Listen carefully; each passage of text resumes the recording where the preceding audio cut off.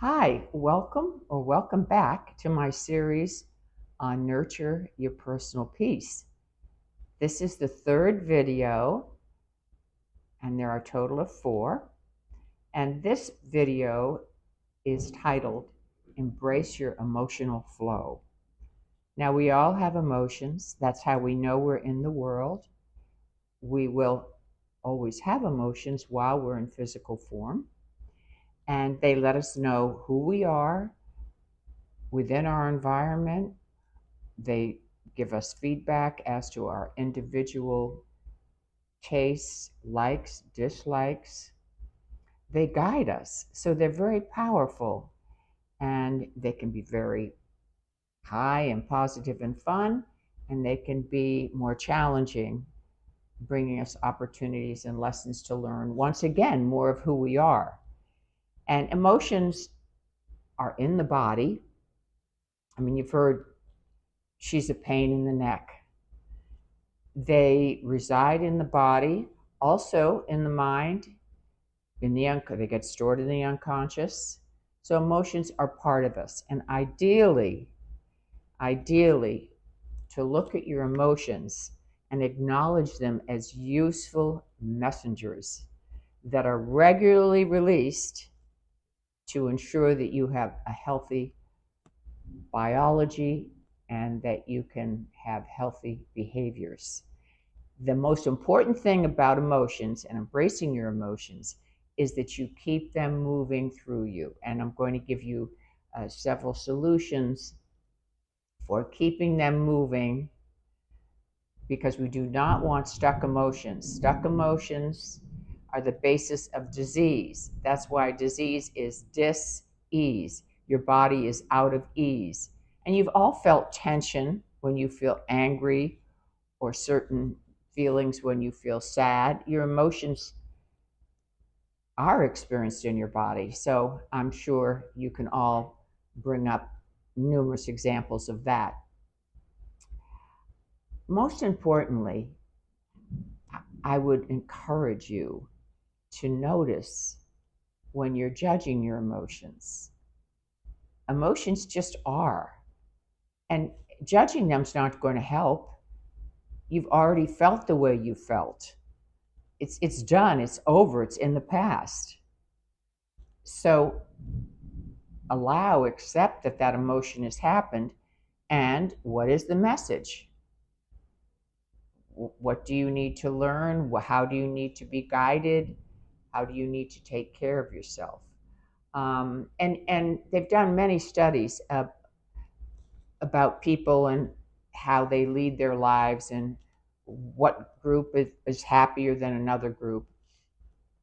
And it has been time and time again shown in these studies that a fulfilling life is much more about a person having a emotional aptitude in communication, being able to tune into other people's emotions, than an intelligence rating, an IQ, because that's not what others respond to.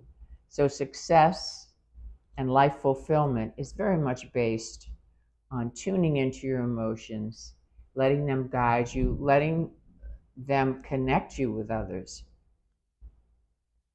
And so today, what we're really talking about here is emotional literacy. Emotional literacy is about the language of the body. We talked about the pain in the neck. It's the inner child within us that we never get rid of. We always have our inner child, our inner voice within us. It's about our inner artist and the real you. So tuning into your emotions and becoming literate in how to identify them and how to keep them moving is absolutely crucial for your health. And there are a number of ways one can do that. And I will give you a couple of exercises, just a little bit more about the research. James Pennybacker started years ago, and many others, but he's well known for discovering that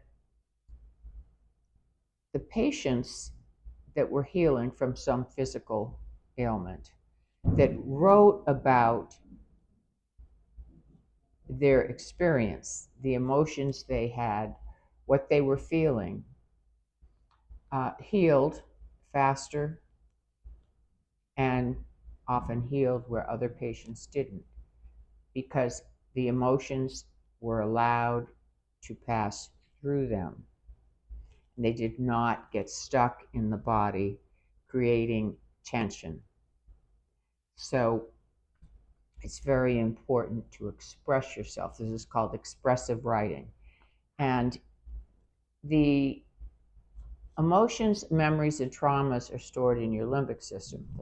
And that's accessed through writing and through a wonderful method of dominant, non-dominant journaling that Lucia Capacchione came up with to access the limbic system, which, as I said, is attributed to accessing the right brain.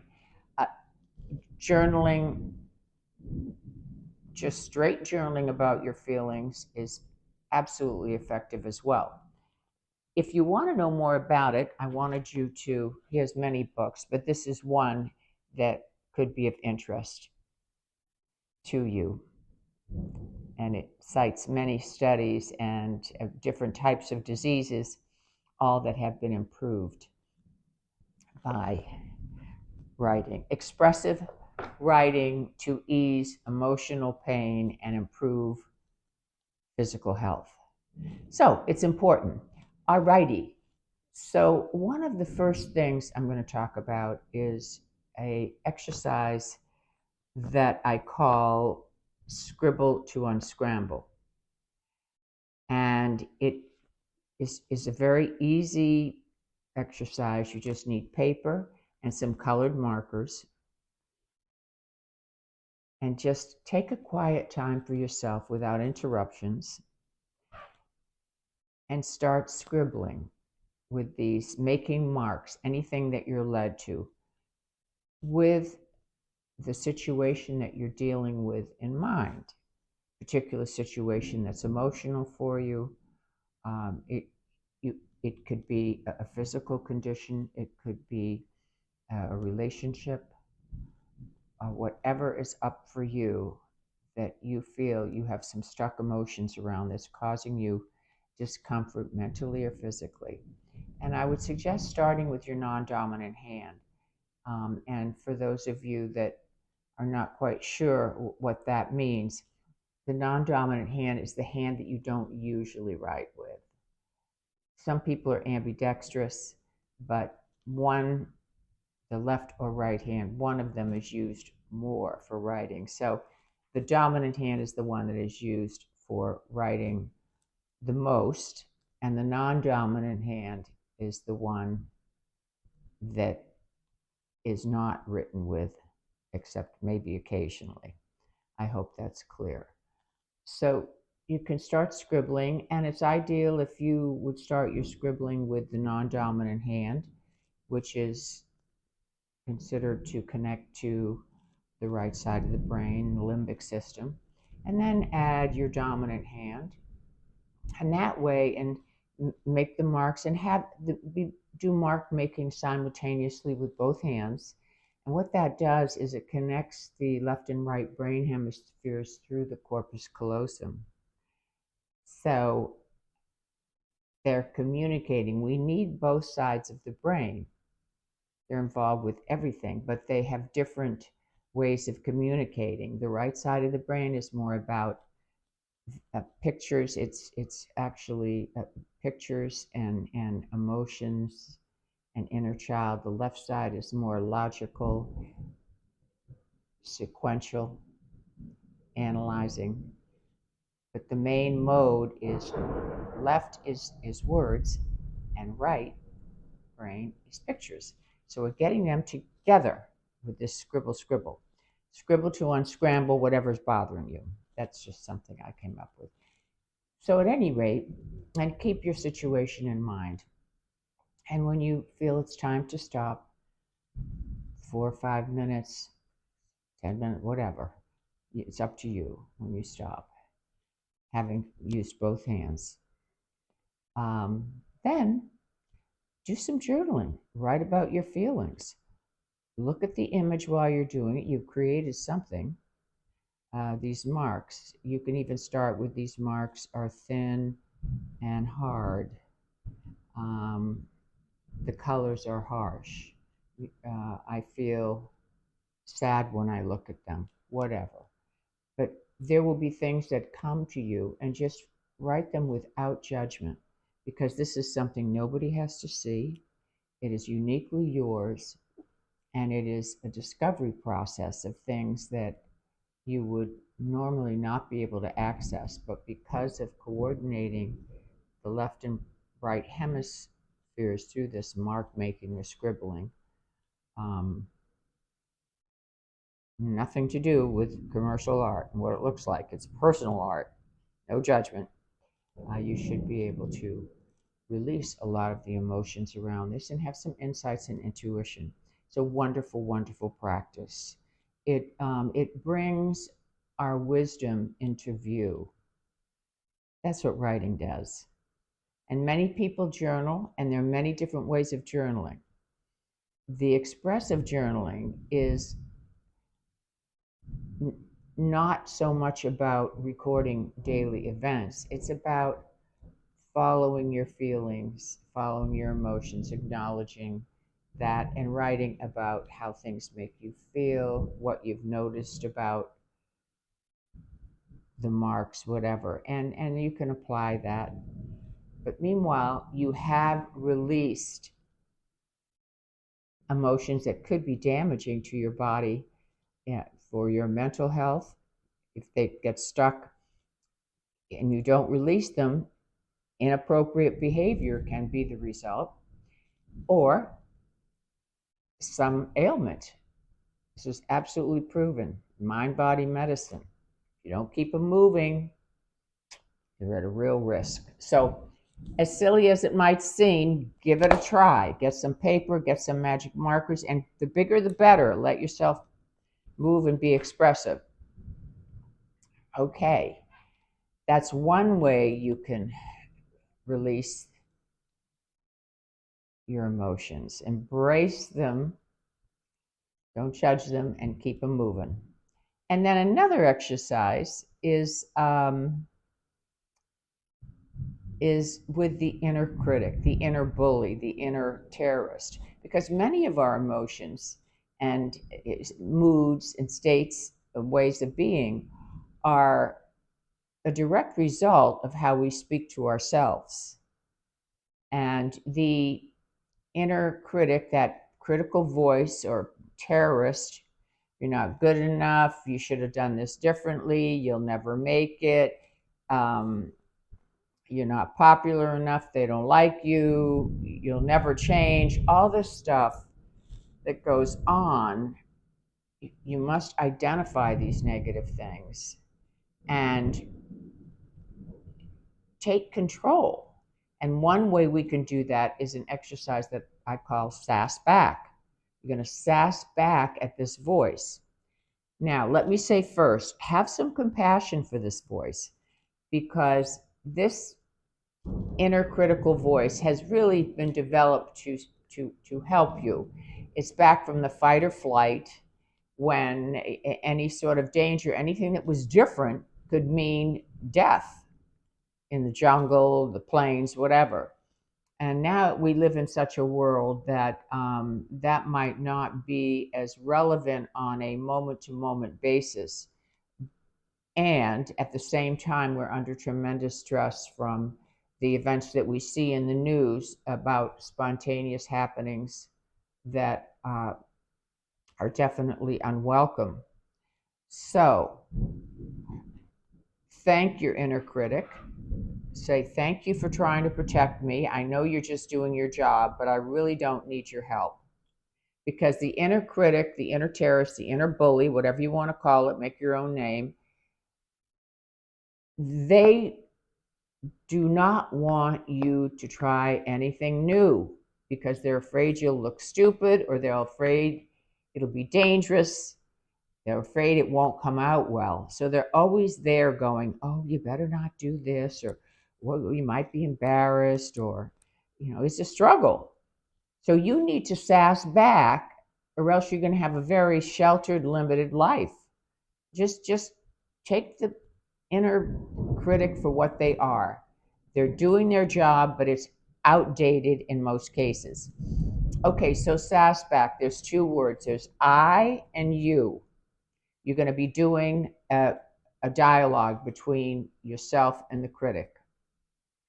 First, write down everything the critic says to you that comes to mind that you're dealing with that is blocking some of the things that would be productive for you, that would make your heart sing, that would lead you to a fulfilling life, but somehow fear has been put into it. Anything that you're stuck about. And just write down all the critical comments like, oh, you're not smart enough to do that. Oh, you'll never do that. You failed at X, Y, and Z. You know, you're too old to do that. You're too young to do that. Whatever. But use the word you, because the critic always talks to you like, you're this, you're that, you're blah, blah, blah, blah, blah. Accusatory. It's accusing you of being incompetent, or accusing you of not being capable. So that you is very important. Write every criticism. You're this, you're that, you can't, blah, blah, blah. You'll never do this, whatever. Then, this is the sass back part. In between each sentence that you've written that the critic has said to you, sass back and say, I will do this because when I won the soccer goal, I only had 3 months practice and I won the gold. I can do this. And then say, then sass back to something else. Say, I am tired of hearing you tell me lies because I have done this before and I can do it again. Just let it rip. Now, it doesn't have to be fine grammar. I mean, even if you use some swear words, but just by writing that out. So, but you always have to put you for the critic, because that critic is accusing you. And then you stand up for yourself and you write, I can, I will, I am. And that, it's an exercise that you have to do over and over, but there is a release each time. And it definitely helps get this critical garbage that worries one out of your body and mind. And even though it may come back over time, you will be able to manage it, and it will become a great relief for you that you'll stop the critic right in its tracks. And as I said, have compassion for the critic. You can say, when I feel the critic coming, I go, oh, okay, all right. How about, you go get a job in Australia? I'm not interested in anything you have to say today. I make little games like that because I hear that critical voice, and I know it's not going to serve me, and I know it's not true. I mean, true danger, you'll know. So those are two very powerful examples of what journaling, what writing things out can do. And that will help you embrace your emotional flow, and it'll keep the emotions flowing in a very practical, easy way. markers and paper. Okay, have fun with it. Thanks for joining me. Take care. Come back for number 4. Number 4 is wipe out stress with play. So we'll have some other exercises that I think you'll enjoy.